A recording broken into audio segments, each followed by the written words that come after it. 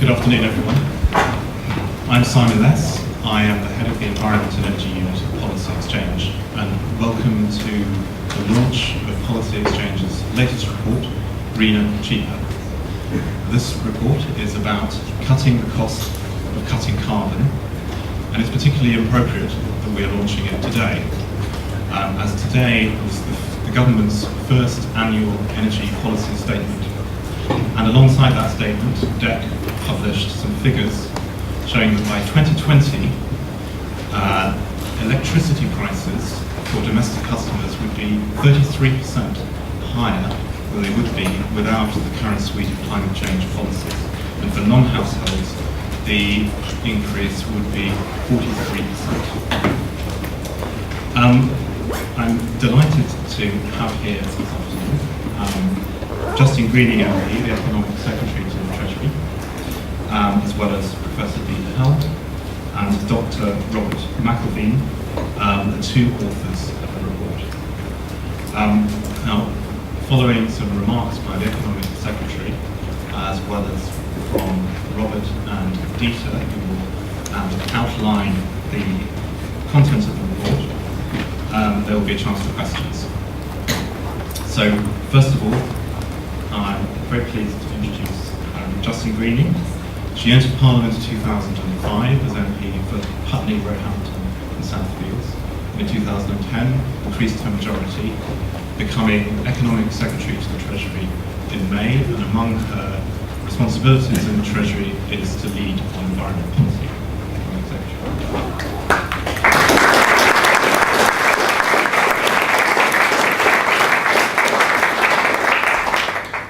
Thank you very much for that introduction, and I'm delighted to be able to join you all today at the launch of the report.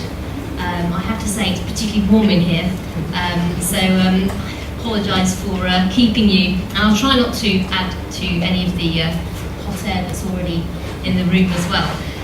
But it's a pleasure to be here, and obviously in my role as both MP for Putney and also Economic Secretary, I'm particularly pleased to be able to be part of this launch. I had previously been part of a report that Policy Exchange did last year on improving river transport, which I thought was particularly interesting. And I think the report that's being launched today really kind of continues that reputation that Policy Exchange has for putting out very high quality analysis that actually challenges the status quo and generates the debates that we need to be having. So I'm pleased this afternoon to be able to address what are undoubtedly two of the most significant issues that we face as a generation. The need to take action on climate change, but also doing that in the context of needing to fix our broken public finances.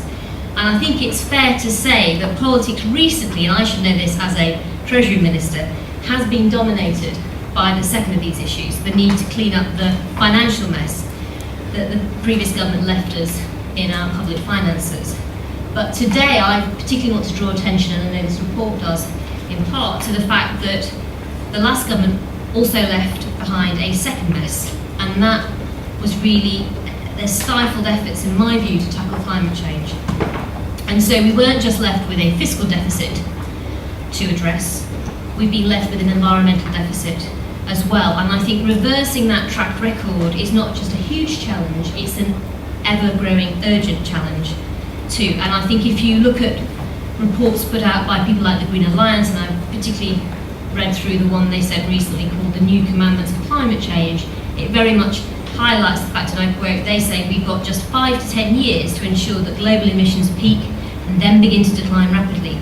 The future prosperity, security and survival of millions is at stake. Dramatic, but it makes the point very well. And they also point out that we've got an economic challenge around climate change, and they say the economic losses due to climate change already amount to more than $100 billion per year. And as a government, we're determined to fully take on that challenge, and we won't lose sight of it. As David Cameron, the Prime Minister, has said, we want to be the greenest government ever.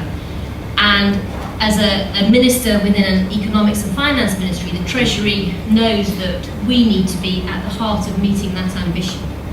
And to secure that ambition, we actually need to act at at every level, from the global arena right down to families and individuals. And today I want to briefly set out how we're going to go about that massive task over the years to come. So perhaps let me start out by spelling our 4 key principles that will characterise our approach, that I feel mark a departure from the approach of the previous government. First of all, we will support action that works, not just action that grabs headlines. We're going to focus our effort on the things that actually make a difference rather than just on flashy gimmicks. Second, we're going to focus, this is where the Policy Exchange report makes a very interesting contribution, on the most cost-effective approaches. And actually, in fact, the more you care about climate change, the more value for money actually counts. Because we have to make sure that every penny saves the maximum emissions possible. And so we're going to put a stop to the last government's obsession for equating high levels of expensive inputs with high impact. Thirdly, we're going to cast our net wide. So we want to gather the full range of creative thinking towards cutting emissions, because it's only if we do that that we have a chance of succeeding, and a creative approach is one that also needs to cut across government and also our economy more broadly, and also our communities. Fourthly, as we hopefully lead the way in supporting creative, high impact and cost effective action, we believe we'll be better placed to lead global change by being able to showcase successes in our country that are both attractive and affordable to our national partners. And I was delighted in reading today's report that the approach that Policy Exchange is advocating in many ways chimes with these principles. So the Policy Exchange paper that we're launching today supports the view that cost-effective climate policy is vital for maintaining public and business support for action and for making the case overseas. And you rightly identify that there's a good deal of overlap between different climate policy instruments and a lack of clear policy objectives. And I agree that there is scope to rationalise at the same time as improving the quality of policy design. Now, on top of those overlaps, the report also points out that there are some real conflicts in the objectives of different policy instruments. For example, between emissions reduction, industrial support, and technology development. And of course, there's a lot of debate and a lot to consider in the specifics that you raise in your report. And I very much want to encourage the widest possible debate between all points of view. And I'm sure there'll be some areas where we agree, I'm sure there'll be other areas where we disagree.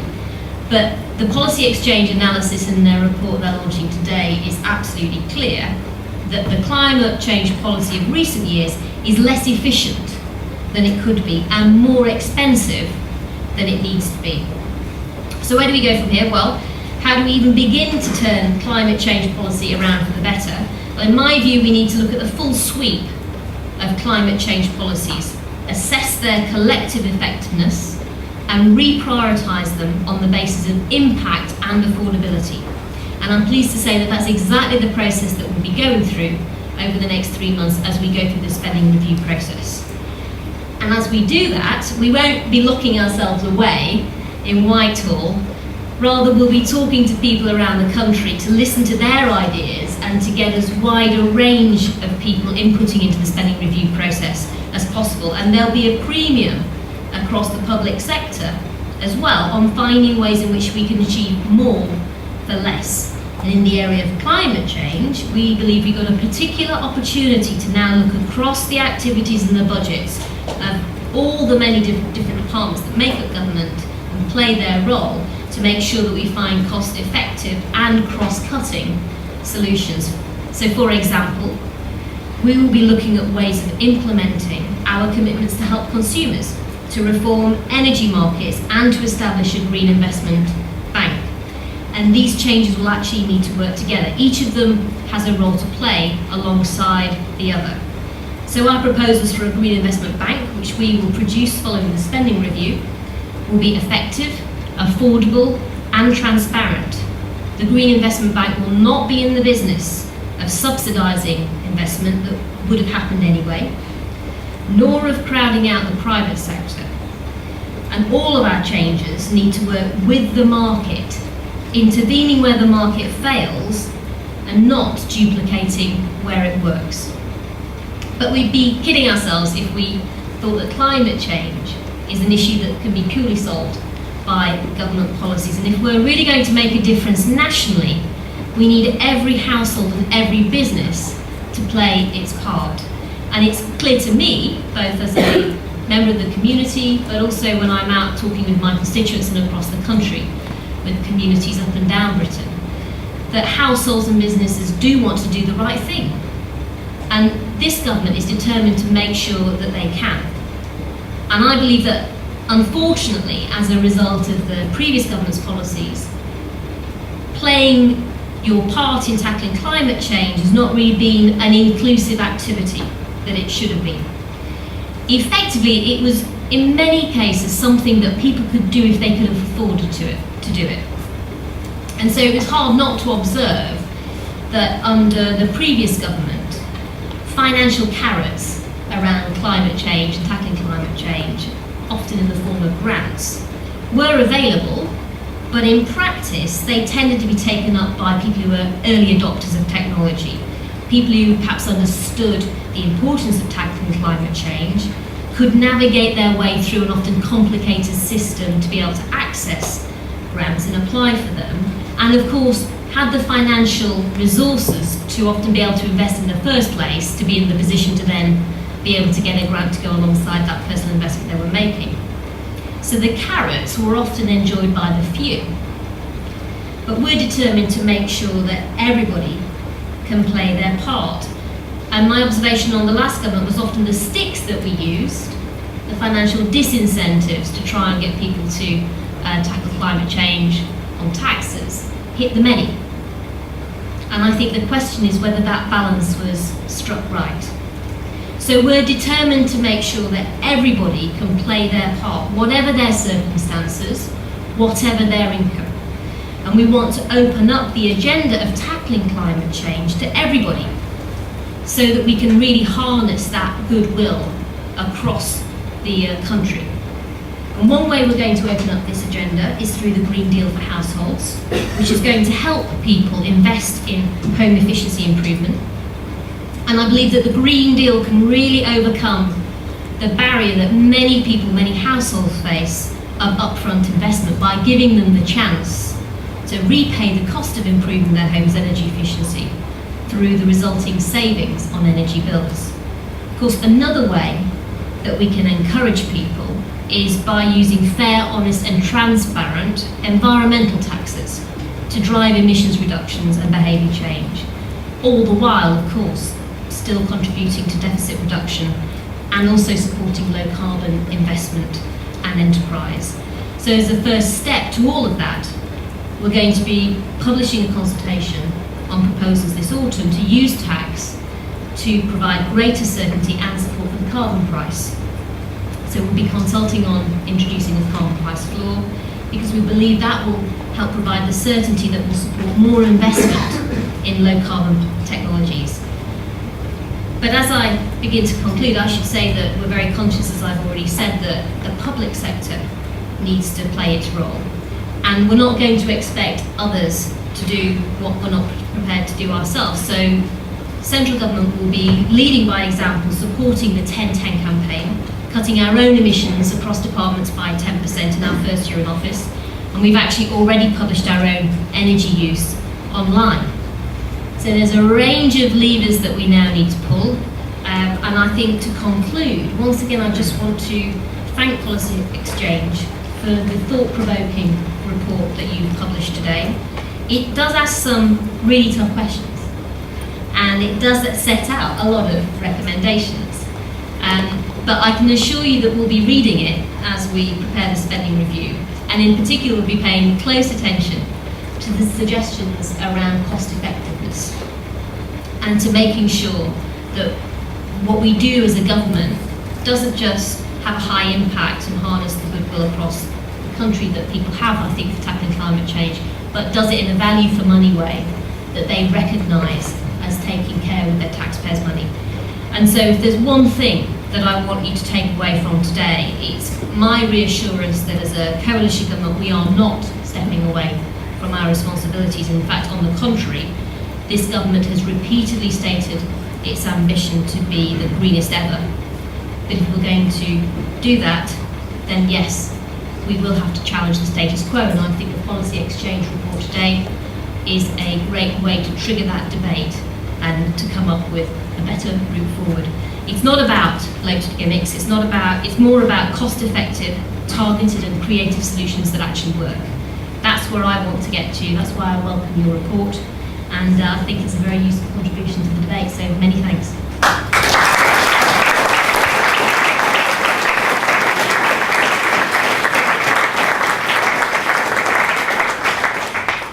Thank you very much indeed for those words. I'd now like to introduce Dr. Robert McElveen, who is a research fellow in the Environment and Energy Unit at Policy Exchange. He has worked on a range of issues, including waste, energy, transport and infrastructure, and is one of the authors of this report. Thank you so much. This report really starts on the premise, following on from Justine's speech, that those who take the risks and threats of climate change seriously should be concerned about the costs of tackling it as well. Decarbonising the economy is really challenging. A previous report that Dieter worked on with us on infrastructure added a bill of, topped up to about 500 billion, I think, which wasn't all to do with decarbonisation, but a big chunk of that is. So we're really talking very large numbers indeed. Any policy which increases the costs of achieving that decarbonisation for consumers, for businesses, for the economy as a whole is really very unhelpful. Public support, in terms of, if you look at the opinion polling around the environment, it's thereabouts, but it's not necessarily the top issue on everyone's list. Similarly, economic viability is a real constraint on what we can achieve. And bearing both of these in mind is really important if we want to successfully decarbonise over the very long-term challenge that we face. We think about taking a fixed cost that society is willing to bear and working out how much decarbonisation can get from that, which makes cost effectiveness absolutely critical. If there's a limit to how much you can spend it wisely. So how to deliver? We really looked at two wheels in the first section of the report. We analysed policy looking at cost effectiveness and also complexity. And the two are actually quite closely related, as you might imagine. But over the last decade or so, climate change policy has got really very complicated. And this actually presents itself in two ways. The policies themselves are very fiddly and quite complicated internally within themselves. And then this is made even worse when they're actually layered up on top of each other in not terribly consistent ways. For instance, if you're an energy company, you're potentially facing the EU ETS, the renewables obligation, climate change levy, feed-in tariffs potentially, a huge range of different policies which all layer up and just all raise the cost of delivering the low carbon economy. So the excessive complexity of policies internally is made far worse by the fact that they just layer up on top of each other. It's a little like, this creates multiple incentives which aren't all exactly the same, it creates quite a lot of confusion. It's a little bit like having 3 backseat drivers give you different routes. We looked at the policies which price carbon both directly, like the EU ETS, and also indirectly, like the renewables obligation, to reveal the implied carbon price of the various policies. And the range of this is absolutely enormous. The cheapest is under £5, and the most expensive is £460 for every tonne of carbon dioxide saved. And that sort of range really sends a very confused signal. The incentives aren't clear, and since a tonne of carbon dioxide is a tonne, it makes no sense to have them priced so radically differently across all the policy space, especially as the same tonne may be priced several times by all the different policies that are on top of each other. So what have we recommended to improve this situation? I'll give you a couple of examples rather than summarising the whole report. Feed-in tariffs. I'm sure most of you have noticed, probably our boldest recommendation is simply not to do the feed-in tariff scheme for microgeneration. This isn't because we don't like micro-renewables. It's fine if people want to make their contribution to cutting carbon emissions by investing their money in installing solar PV or something like that. That's great. And there are some applications where it actually makes a lot of sense. Remote or island communities, international development, one area we've thought about. But the cost of the policy is just far too high. £8 billion over 20 years could be spent a lot better doing different things to achieve better results. For instance, insulation. It's not as glamorous, but it works.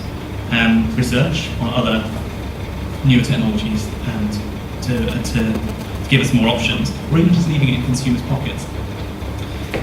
Perhaps the worst thing about this is the previous government, in its analysis of FITs, actually knew all this. In their own words, carbon abatement under feed-in tariffs is significantly more expensive than carbon abatement under the EU emissions trading scheme, so much we already knew. However, other objectives of the policy, including community engagement, are also important. I'm not going to criticise community engagement, it's a very important part of the fight against climate change, but when you look at the numbers, £460 per tonne under feed-in tariffs, 12 to 15 under EU ETS, you see that they really are an order of magnitude difference, and there's no way that can really be bridged by community engagement, which is, of course, important. It's also worth pointing out the price of the FITs is 3 times the price of the renewables obligation per tonne, which, I've noticed Dieter chortling away, is quite often described as absurdly expensive, so take from that what you will. I'd like to offer a more positive example next, the carbon reduction commitment, which deals with large energy, non-energy intensive businesses and also public sector organisations. So there's a lot of people coming to terms with this. It's just come into force for the first few years. It's actually a really good idea to target these groups. There are a lot of very cost-effective carbon savings to be made, as we've seen from carbon trust research. But it's a good idea that's been gone about in the wrong way. It's been made far too complicated what it actually can achieve. It's very strange, for the logic behind it is that the impact of rising energy prices doesn't have much effect on these organisations because energy is part of the bills, so that's illogical. And then for some reason it imposes a sort of mini cap and trade scheme to try and bring about a price effect on people who we already know it's probably not going to be very effective on. So we really do question the design of this, why it makes any sense to include a permitting scheme which you then trade amongst each other. So we recommended simplifying it by keeping the registration requirements, which are to install automated meter readers and reporting carbon emissions, which have already delivered reductions for some companies who found energy they didn't need to use, but by removing the cap and trade element. Third example, the carbon tax, which I'll leave to Dieter, but I'm very excited about its potential to radically improve how we cut the cost of pressing carbon. And so finally, in conclusion, we really can design policy better to get more out of it. Making policies as simple as they can be, or rather not making them needlessly complex, will make it a lot easier for everyone to cut carbon emissions and reduce the cost overall. And just more concern for costs, not signing off regulatory impact assessments, which I had the joy of trawling through over recent months, which basically tell you that the policy is very, very expensive. We can achieve more for the environment, greener, at less cost, cheaper, as the title implies. Thank you.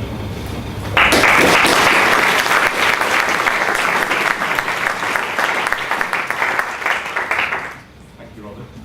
I'm now very pleased to introduce Dieter Helm, who is Economics Fellow at New College, Oxford, as well as Professor of Energy Policy Studies at Oxford University. He also holds a number of government advisory positions, and his work focuses on utilities regulation, infrastructure and environment. Thank you. And thank you very much for inviting me to contribute a chapter of the report and make some brief remarks today. I should stress I'm responsible for the chapter on carbon taxes and only for that chapter of the report. Let me make some preliminary remarks about context and explain why a carbon tax is a good idea. I then want to contrast it with the EU ETS, explain why, unfortunately, the EU ETS is never going to go away, too many vested interests in it, so to explain how carbon tax can be grafted onto a regime in the second best way with an EU ETS. Talk about the tax bases and how those tax bases might be selected, and talk about the practicalities, how to implement it, why it should start off low and rise through time, why there has to be long-term commitment to its level, and why a border tax is part and parcel of the package. And then I might make some optimistic remarks about why I think it will also happen, not for most of the reasons I've explained about the carbon tax, but because Justine and friends need the money, and this is a much more efficient way of raising the money than some of the other alternatives. So context. First of all, climate change is deadly serious. And so far, national UK policy and international policy has made no significant difference whatsoever to the concentration of CO2 in the atmosphere. It's been accelerating since Kyoto started, and the only policy so far which has made any impact whatsoever is a global recession. One thing we do know is how to reduce CO2 is to reduce GDP. Apart from that, there is no evidence whatsoever that the Kyoto framework has made any significant difference to the trend of CO2 emission concentrations in the atmosphere. Now, it's true, a bit of CO2 and a bit of global warming might be a good idea. Many economists suggest that global GDP might go up as climate change leads to temperature increases of 1 to 2 degrees. But beyond that level, things look much more bleak, and therefore we have to find ways of getting back to policies that actually do something about climate change, rather than policies which satisfy particular vested interests, particular lobbies, or collect economic rents for particular players. As I say, Kyoto has not made much impact. It's a European treaty based on, essentially European, based on production of carbon in European countries, importing carbon products from outside. It doesn't count, neither does aviation nor shipping. And so, for example, in a country like Britain, if you adjust the numbers from 1990 to 2005, on a production basis, it looks like we did rather well. Emissions fell about 15%. Add back all the stuff produced in China that used to be produced in South Wales and elsewhere, and adjust for shipping and aviation, consumption of carbon in Britain increased 19% between 1990 and 2005. And there have been a lot of studies around these numbers. Of course, there's a degree of variance, but broadly, most people end up in roughly that box. So it looks like we've been doing well, but actually that's because a lot of our production is overseas. And we also don't go swapping of gas for coal. And when you come to the actual policies we've been pursuing in the UK, the good news is it's very hard to think of how you could make it more expensive than what we currently have to produce the meagre reductions in CO2 that we've achieved. So the scope for improvement is truly enormous. We can do much better for less than we've currently done. Now, I should just say one other contextual point, because it's extremely important. In the announcements today with the annual statement and in the press interviews that have been given over the last 2 or 3 days, the major reason for, or a major reason for protecting subsidies to renewables and presumably also for supporting the introduction of some form of carbon tax, which is part of the coalition agreement, has been set out that we face a sharp rise in oil prices, that we may be running out of oil, that peak oil may be around the corner, and therefore, because oil is going to be extremely expensive, therefore we ought to subsidise renewables, etc. Actually, almost everything I say is premised on the opposite. And if you think carefully about the idea of some oil Armageddon around the corner, then if there really was an oil Armageddon coming, and the peak oil task force talked about social unrest before the end of this government, 2013, 2014, if all of this was true, then we don't need to subsidise renewables, and we certainly don't need a carbon tax, because we should go out buying oil futures and green funds now because they're going to be profitable in their own right. It's extremely important to distinguish between a case for doing certain things based on the idea that we're going to run out of fossil fuels, so we have to do it anyway.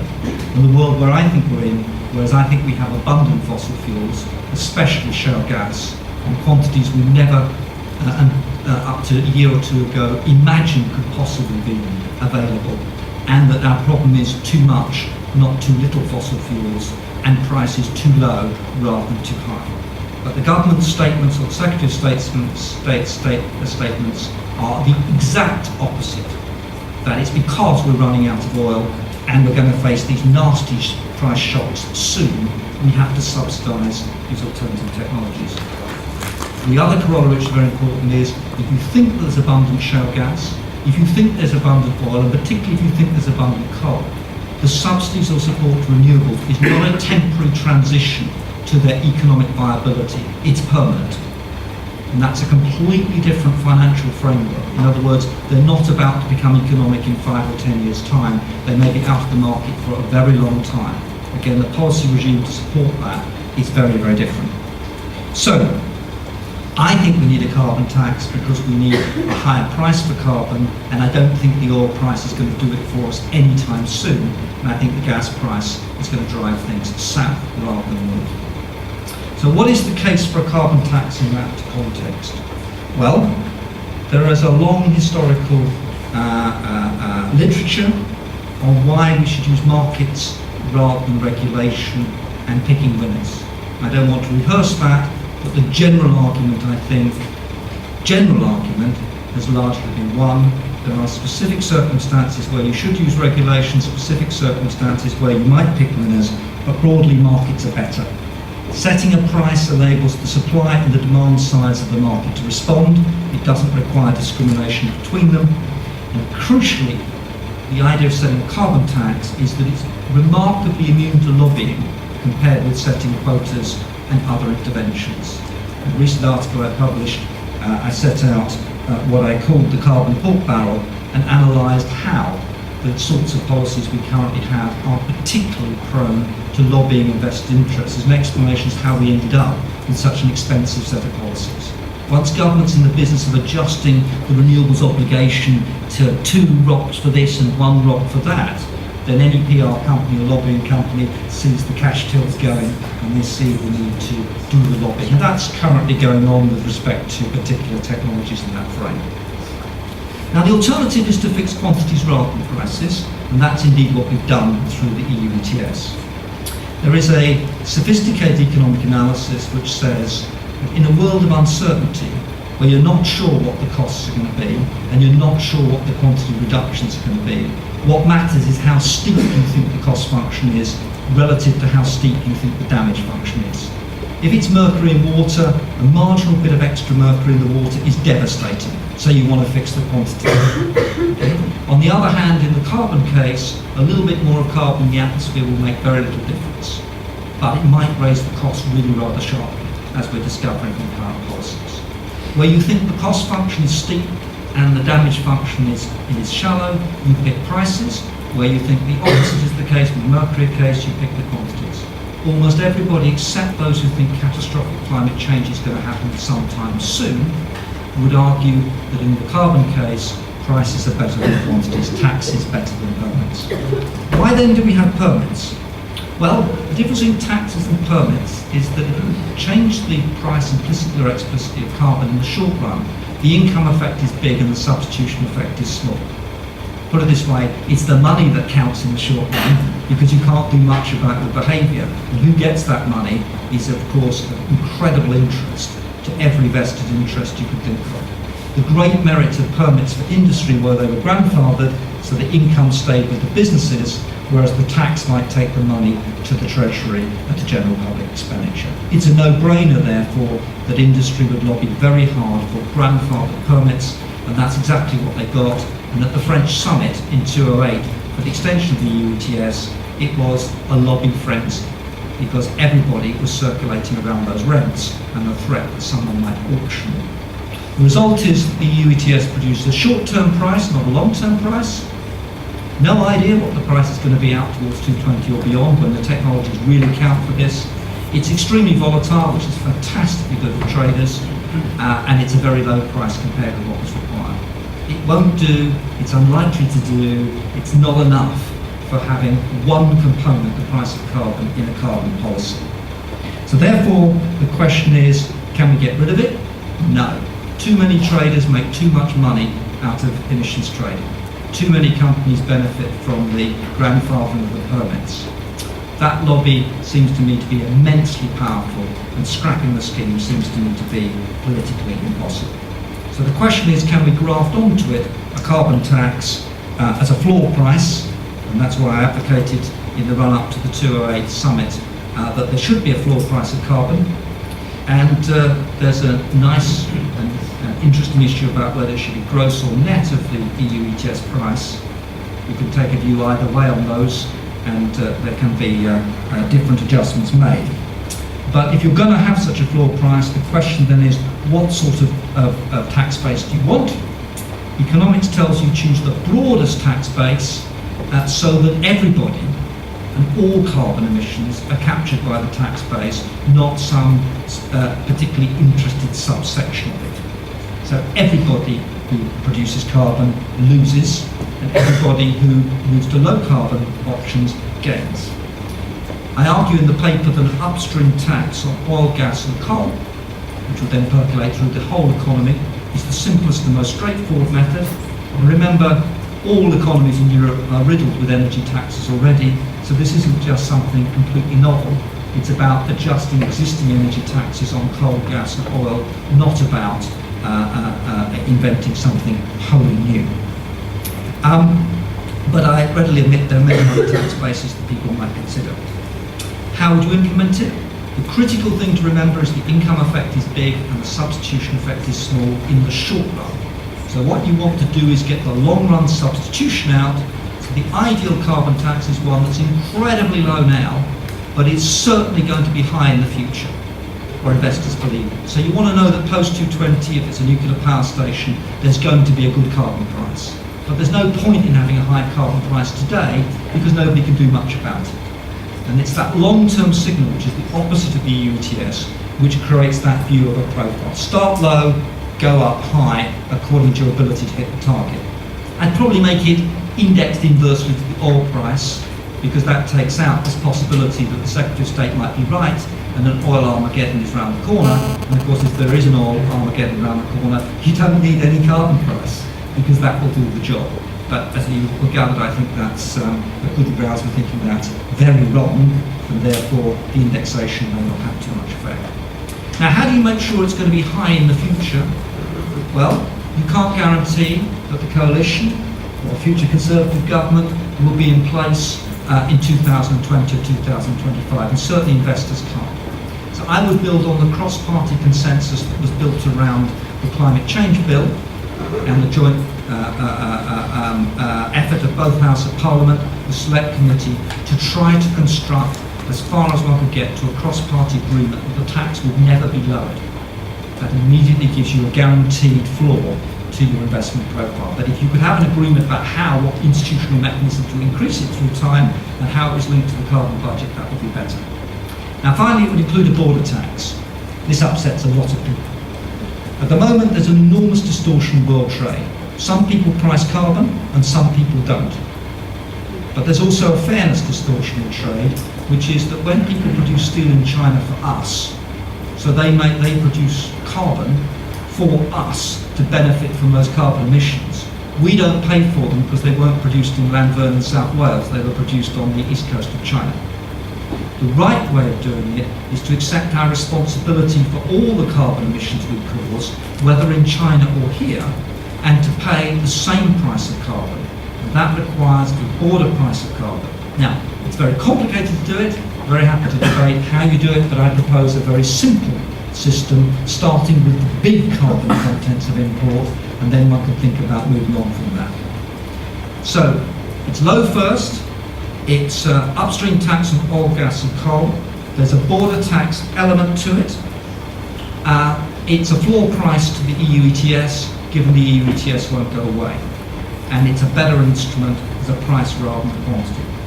Let me conclude with the observation, will it happen? There are immense difficulties.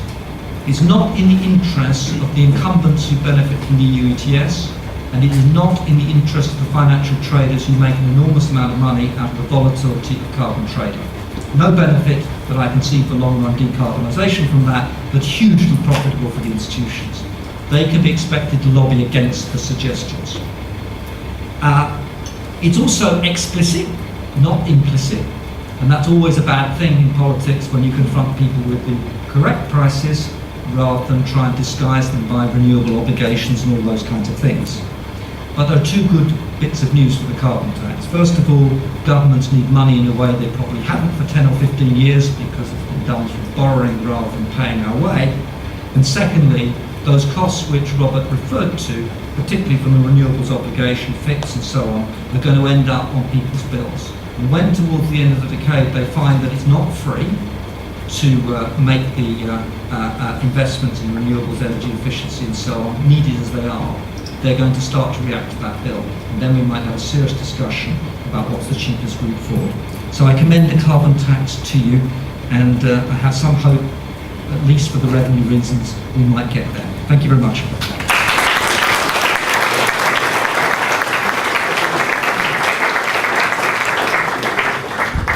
Thank you very much, Dieter. Now we have some time for questions. For any of the speakers, who would like the first question? Gentlemen. Can I say I congratulate the government on trying to find the cheapest way of achieving its carbon emission targets, but getting it the cheapest method isn't sufficient if it's not cost-benefit effective.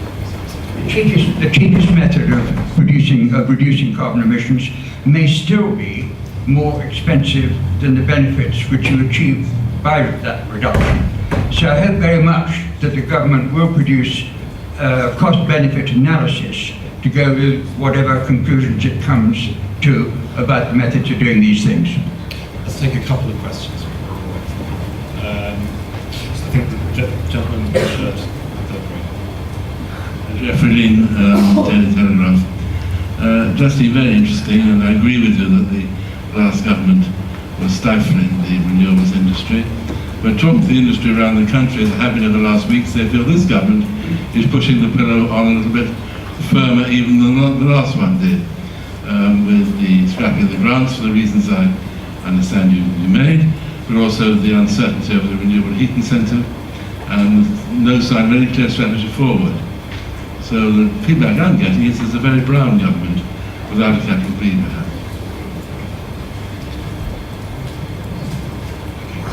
Minister, would you like to respond? I think on the first point, Stuart, you're right. It's not just about doing things cheaply, it's about cost effectiveness and understanding cost benefits. And I think when I look at the way in which in opposition I saw projects analysed in terms of their emissions and how those emissions were priced up, it was done in a relatively simplistic way. And I think I'd say it was simplistic in two ways, actually. That was my observation. One was the extent to which emissions were included, so how direct emissions had to be for them to be included. And then it sort of touches upon the point that was raised about emissions that happen overseas. So, for example, you look at interestingly, the decision around Heathrow, where the emissions included were the emissions of flights leaving the UK, not flights coming in. Now, that actually fitted in with an aligned with how the EU reporting framework works. So there was an absolute rationale for doing that. But I think there's a question about getting those right in the first place. I think the second part is then the temporal aspect, and this probably gets more to your question, which is the costs we increasingly need to build in and are hard to price, but we have to, are the costs of not doing action. And I think we need to be much more careful to cost those up as effectively as we're starting to get to grips with costing up the amount that we will spend on taking action as well. Jeffrey, to pick up on your point, I think that clearly we're going through what is a challenging spending review right now. It's not smart for me to preempt where we'll come out on the 20th of October. But I think what I was trying to make clear today is that I actually don't see a contradiction between making progress on tackling climate change and actually addressing the fiscal deficit. I think the two go hand in hand. And actually, if you look at the Q2 growth figures that we had last week, which showed that a lot of, in fact, the overwhelming amount of that growth came from private sector, the challenge is to have as much of that private sector growth coming from low carbon technologies and economy as possible. So, yes, I accept there is a process that we're going through as a government, but I think it's a period that's actually quite important, because I think for us investing the time that we're taking now to look at not just what we're spending money on, but how effective it is, and as we've being challenged by the Policy Exchange report today to make sure it fits together as a whole isn't just perhaps one thing that people can hang their hat on. That process takes a bit of time, but actually I believe we'll come out of it with something far more sustainable as a policy, and one that actually as a result gives industry much more confidence to be able to invest not just in the short term, but as we were hearing in the longer term too. And I think that the consultation we'll be launching on establishing a carbon price floor is a key step towards adding more certainty into that investment environment. Unless the other panel members want to add something there. Two very quick comments. The cost-benefit analysis thing, actually what you really mean is that you ought to have a look at the targets as opposed to just the costs of achieving the targets. Cost effectiveness is given a target, what's the cost profile? Yeah, I mean, I think it's very important that we look at the targets. I think the Climate Change Committee's work should be looked at in detail, analysed. I mean, the elephant in the room is the 2020 renewables target and the requirement to build effectively something like 30 gigawatts of offshore wind in the next 9 years. I don't know anyone who thinks it can be achieved privately, although it's the public line, but I can't see why anyone's going to admit that until we get near to the date. The problem is if we put all these resources into offshore wind, I'm in favour of putting some of them, in a constrained world where there's a limited amount of money, and more importantly, the consumers have a limited amount of money to pay in their bills, given the fuel poverty that we have, that we're not putting that money in other baskets. And it's a bizarre circumstance to get to, where you're committed to more than 20 billion a year just for one technology, and you're leaving a lot of the other things aside. And carbon tax is different from that. Carbon tax puts a price on, it relates to what you think the marginal cost of carbon is going to be, and then lots of alternative technologies come forward. The private sector can take that forward, but I don't see any government anytime soon seriously examining that 2020 renewables target, unfortunately.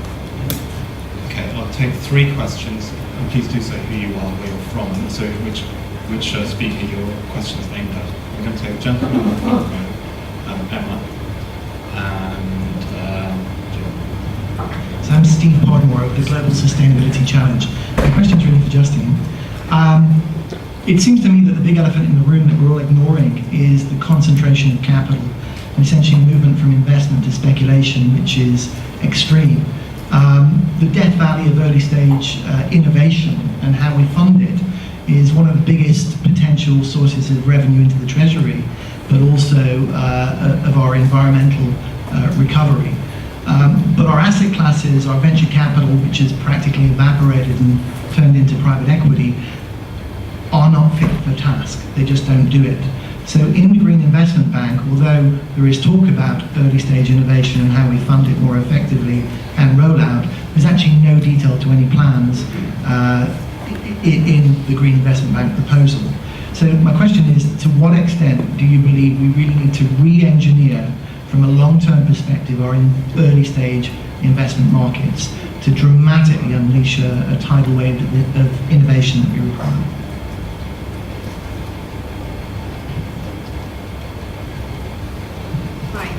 I'm Emma Wild from the CBI. My question is to Robert, specifically on the CRC.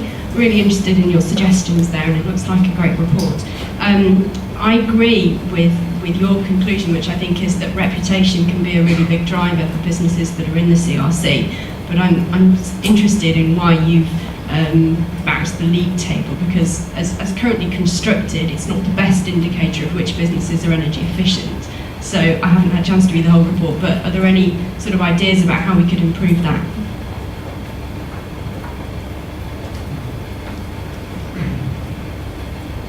It's Jim Ski, UK Energy Research Centre and the Committee on Climate Change.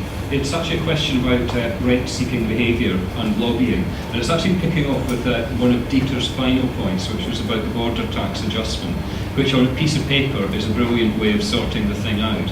But then you start to look at the practice. When the draft legislation was going through Congress in the US, the amount of rent-seeking behaviour that was attached to negotiating a border tax adjustment was huge. So I think my question for all of the panel is the issue about, I think that the energy sector is one of the most key ones in which the public and private sector inevitably have to play against each other given the amount of market failure. And for me, you can't avoid the rent-seeking behaviour and the lobbying. The question is how you manage it and contain it and make it work productively. So just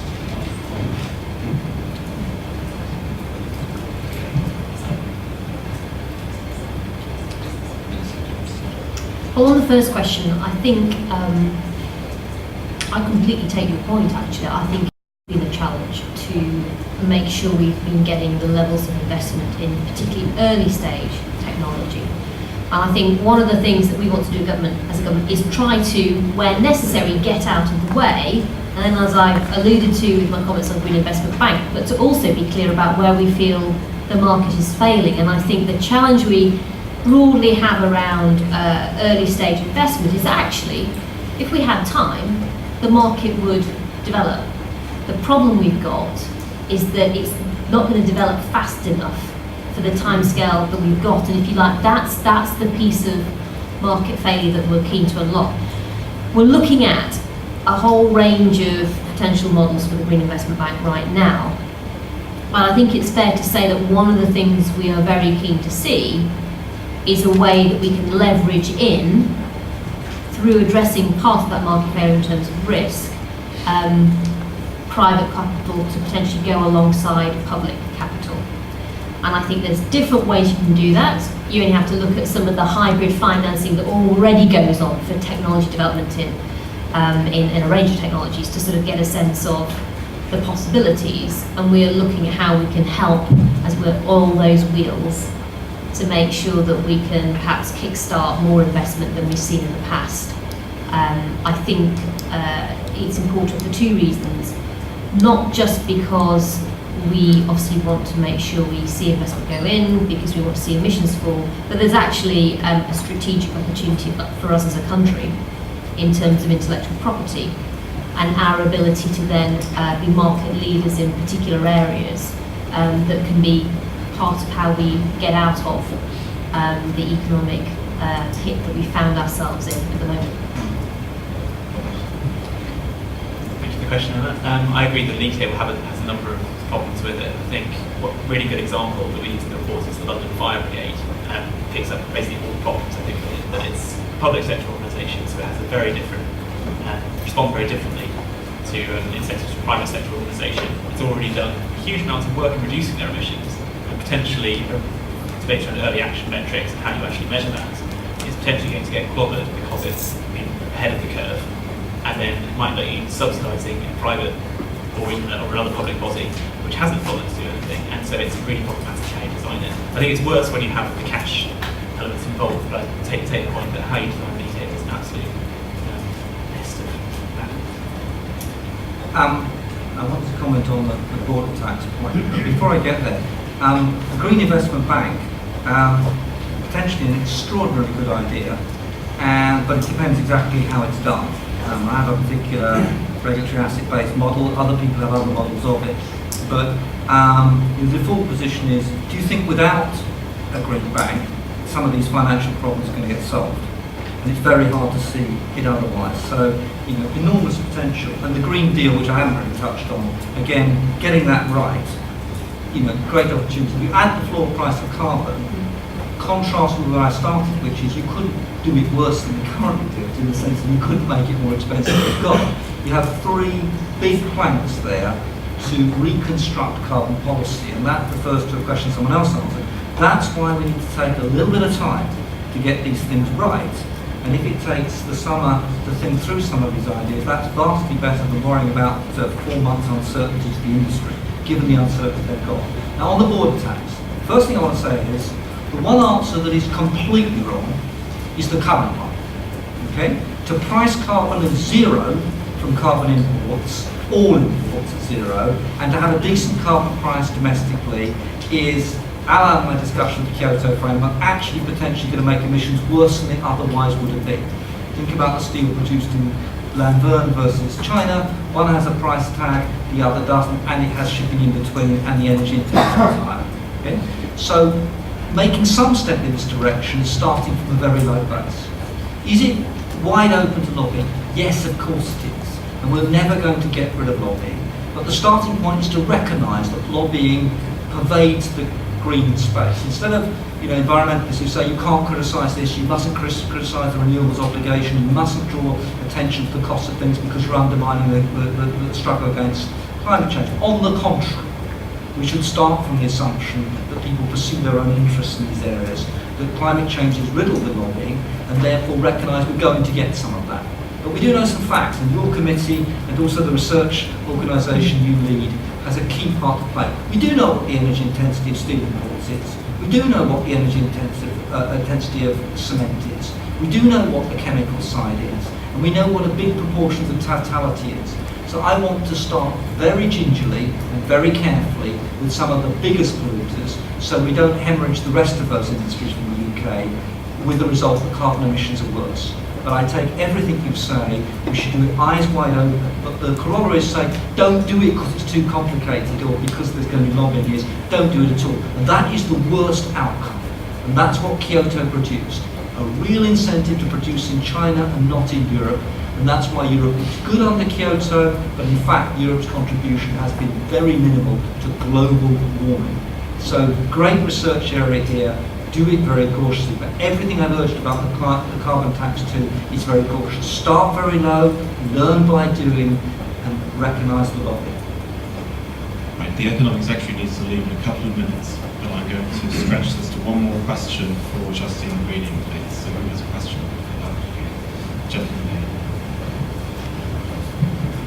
Alex McElveen from Accountability. So Dieter, I think, said that we weren't in the business of picking winners here, but I'd just like a comment from Justine about whether that's really right or not. I know it's not fashionable, but last week the South Korean government decided to invest exactly the sum that Richard is proposing we save, which is $12 billion in lithium-ion batteries with a 10-year horizon, because they think that market globally is going to grow tenfold, and they've done a different type of cost-benefit analysis, and they reckon it's worth it. This is state and business. So the Koreans already have a 39% market share in lithium-ion batteries, and it's not good enough. So they're investing 12 billion to become dominant in their own phrase.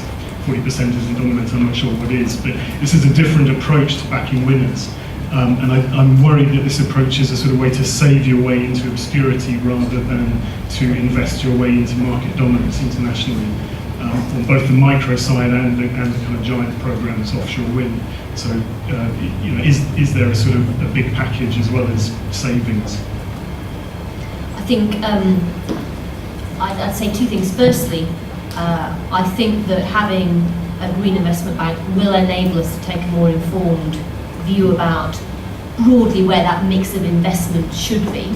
But the other thing we haven't talked about today is, of course, the market picks the winners, and actually the reason we're so keen to get on with things like the Green Deal is to stimulate that demand pull.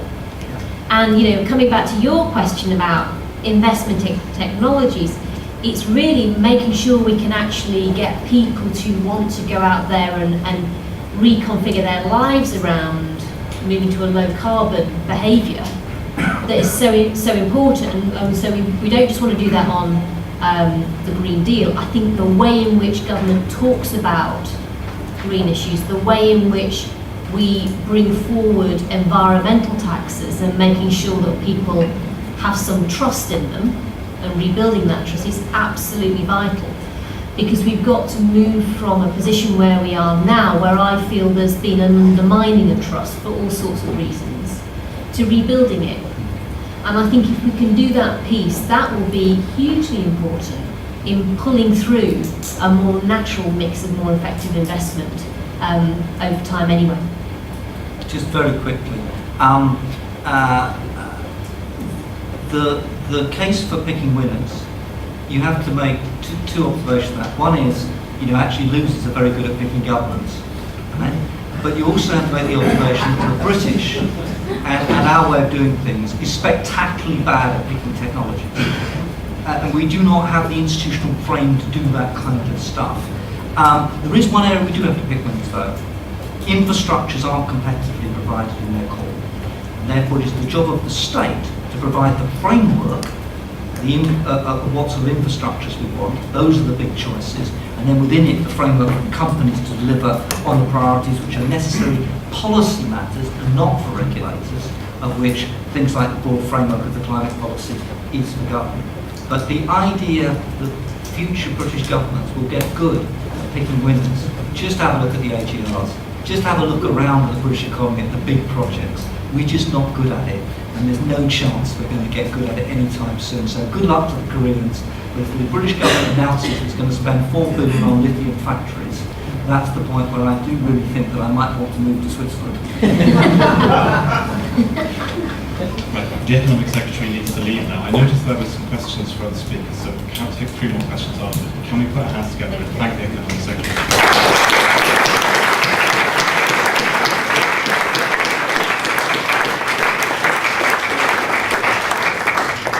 Okay, can I have 3 more questions for the other speakers? Okay.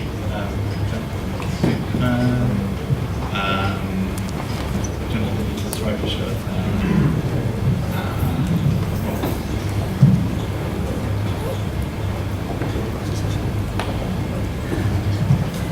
Chris Harrison, a question for Professor Helm. Another one on border tax. I get your point about the import duty because it protects your balance of trade, etc. I think the problem is, though, the area that you're taxing with your carbon price floor has got to be the same as the area that you ring fence with the border tax, which means that you need to tax imports from Europe. So wouldn't we be better to work hard on ring fencing Europe for the border tax? Do you want me to answer that straight away? Yeah, okay. The answer to that is, look, I make a distinction between those countries that have some sort of carbon price and those that don't. The EU does at least have the EU ETS, and at least 5 countries in Europe are moving towards carbon taxes, and every European country has energy taxes. So remember, we're not in a world where there's no tax of carbon at all. Every country's got energy taxes, and the EU ETS is there as well. I'm really concerned with countries which have no such taxes, and where there are energy-intensive industries as part of trade, which are location loops, cement, steel, aluminium, chemicals. Okay? So again, I'm being pragmatic, but always start from the point, the current position is the worst position. Okay? I'm making a marginal improvement which is never going to be perfect.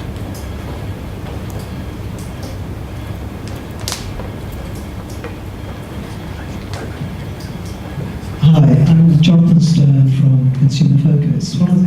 Not surprisingly, I want to ask you about consumers, and they're the ones who are picking up the tab.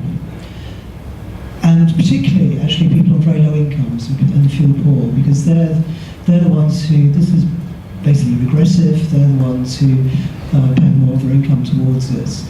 So, and we've had mention of the Green Deal, but the Environment Secretary accepted that the Green Deal, there's going to be problems making it work for people on very low incomes and the feel poor. So how do you see it? And energy efficiency is obviously a key way of protecting people from additional costs on their bills, but what's the solutions that you see to make this actually fairer? Can we also take the final question?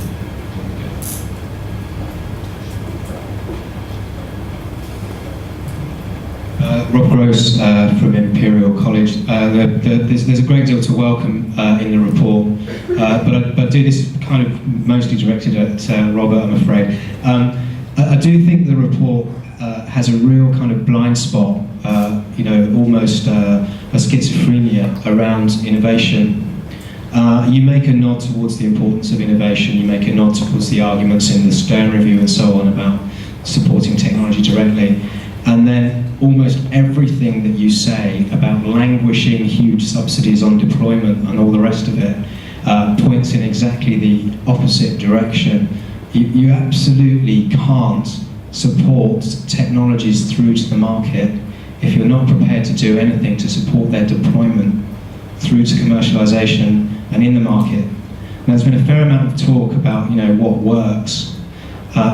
We need to think about what works, the empirical evidence, looking around the world. And if I could just list a few countries, states: Texas, California, China, Denmark, Germany, Spain.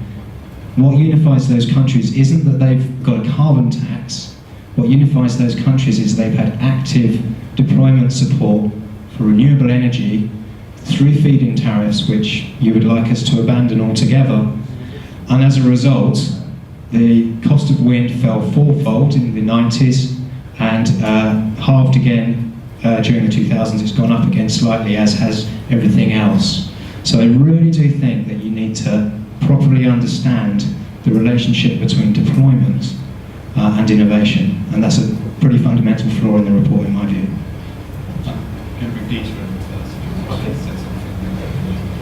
Well, I'd like to make some comment about that, actually. Of course, there are market failures associated with R&D and innovation. They're not restricted to climate change. They're true of defence, chocolate bars, they're true of boots and shoes, they're true of chemicals, they're true of pharmaceuticals. You know, there's a general problem about R&D and innovation. In most cases, we leave it to the market. Okay? But there are some special cases which we think it's so big, the market failure, that what we need to do is have the state come in and provide enormous support. Not just for the R&D, by the way. In the renewables case, we are producing the most expensive renewables support system out in the developed world outside Italy, right, for our wind, okay, of which one part is the innovation bit. But windmills have been going around for about 30 years, and compared with some pharmaceutical areas, etc., are not completely struck by the leading edge, cutting edge technology, this compared with others. I'm sure there's some elements, and I'm sure bolting it to the North Sea is quite difficult, but so is drilling a hole in the bottom of the Mexican Gulf as well. So I'm kind of, you know, somewhat reluctant about it. And big breakthroughs like shale gas have been done entirely by the private sector, and they've had to be brought to the market and in very large scale. So I'm not very sympathetic in the wind area, but I am sympathetic in innovation more generally. The really important question is fuel poverty. Well, and this is important, but fuel poverty is extremely important. So we have this government and the previous government hell-bent on producing 20% renewables by 15% by 2020, 30 gigawatts of offshore wind or something like that by that time. We already have, what, 4 million households in fuel poverty? More, okay? And we're talking about all the energy efficiency stuff working so that bills only go up between 30 and 40%, right? I mean, you know, in Ed Miliband's calculation, bills were only going up 8% because all the energy efficiency would work and therefore demand would fall. Who said energy efficiency reduces demand? Right? Those are two different things. You'll do energy conservation, and it's not just energy efficiency. Rebound effects large, you've got air conditioning coming, wealth increasing, etc. If you try to add 30 to 40% to fuel bills and assume relatively slow growth for the decade, and back to my previous policy exchange paper, you then add in all the water investment to customers' bills, all the transport investment to customers' bills, the broadband, etc., and you add all that lot together, plus the energy price, my view is that you don't end up with 4 million people in fuel poverty, but the consumers can't pay. Average household income, what, 26,000? You can work out the bill with 4 million people already in fuel poverty. So all of this great wall of investment in offshore wind, etc., is on the promise that A, consumers can pay, 2, that consumers are willing to pay, 3, that they're going to vote for politicians who are going to make them pay, and 4, the politicians are actually going to make them pay. And I think we ought to think very carefully about what it is that consumers can actually pay for before stacking up all this stuff towards 220, which will then come crashing down around us, and that will be a disaster for climate change and for investors too. And why is the cost of capital so high for wind projects? Well, one of the reasons is because people have limited confidence in the stability of the support regime. Why? Well, A, because they can see it's very expensive, but B, actually, if they really drill down, they'll discover that the fundamental point about policy is the consumers probably can't pay at the end. And therefore, much more attention has to be paid to what the envelope of customers' bills is. And that's why it's nice to promise things in the future which are going to be very expensive, but why what Robert has said in the paper, etc., about more for less. If you don't go for the most cost-effective solutions to these methods, and there are much cheaper ways than we're doing it at the moment, you'll end up not actually achieving anything. And that is very anti-environmental. So when I get on Greenpeace's website, nuclear spin, etc., because I have said on public platforms some things against renewables, These aren't the genuine Greens. They're leading us to a route which is not going to make progress on climate change. If you really care about climate change, you have to address people's ability to pay, and you have to address the cost function of these policies. And that's precisely what Robert does in his paper. It's not my paper, and I might do the policies differently, but that's why it really matters, and why it's genuinely environmental. Robert, do you want to add? Yes. Okay. Just to pick up on Rob's point, we didn't actually say that there's no role of government innovation, but certainly how it's being done at the moment is very, very expensive for us. I think there's confusion between innovation and deployments. At what point one becomes the other, it's difficult to say. Especially on the point about the cost of wind. It may have come down a lot, but it's still very, very high for what it gets. So there's things we're thinking about. But £14 per megawatt hour with the 60 GT, it's the cheapest in the carbon. I'm sure. Well, we are getting to this. Okay, that's all we have time for. Now, there were a number of copies of the report available on your way in. If you haven't managed to pick one up and you would like one, then please leave your card with one of the policy exchange people on your way out, and we'll make sure that we send you one afterwards. Can we thank the remaining speakers, and thank you very much.